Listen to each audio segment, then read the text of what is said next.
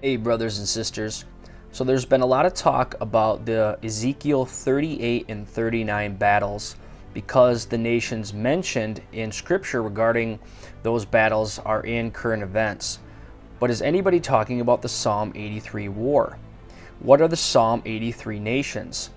A list of 7 nations that will form an alliance against Israel is stated in Psalm 83. Verse 4 says, "Come, they say, let us destroy them as a nation, that the name of Israel may be remembered no more." Verse 5 says, "With one mind they plot together. They form an alliance against you." So here you see 1, 2, 3, 4, 5, 6, and 7, all the different nations that form this alliance.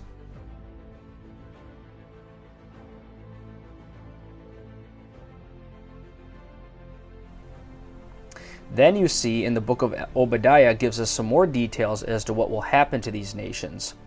"The day of the Lord is near for all nations. As you have done, it will be to you. Your deeds will return upon your own head.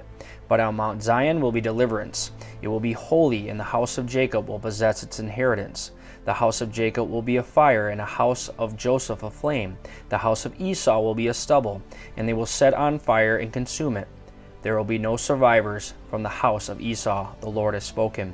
People from the Negev will occupy the mountains of Esau, and people from the foothills will possess the land of the Philistines. They will occupy the fields of Ephraim and Samaria, and Benjamin will possess Gilead." And here you see a list of the nations below.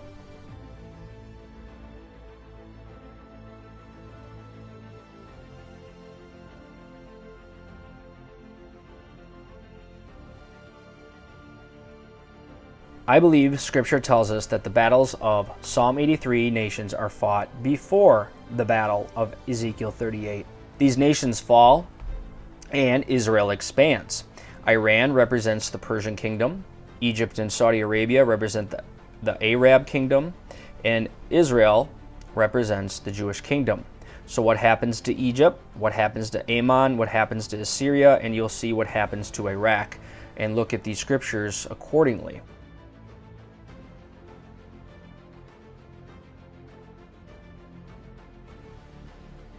Here is a map showing current day what is given, the amount of money that Iran is using.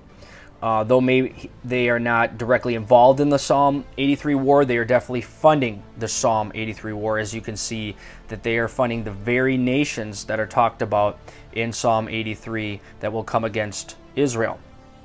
Here's another map showing the various nations that will be involved.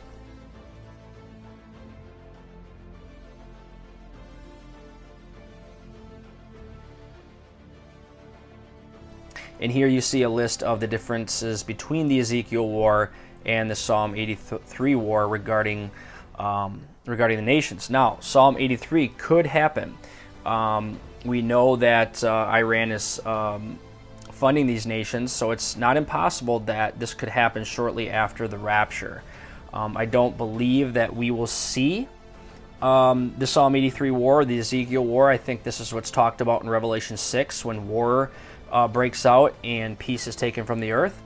But I think one leads to the other, because Israel, as a result of Psalm 83, will be given more territory, which will bring out the greediness of the Ezekiel war countries that we see here, and that will progress until the campaign of Armageddon. Remember, Armageddon is not just one battle, but many battles for Israel, and how the Lord is ultimately victorious in the end. So I hope this is a blessing to you. God bless.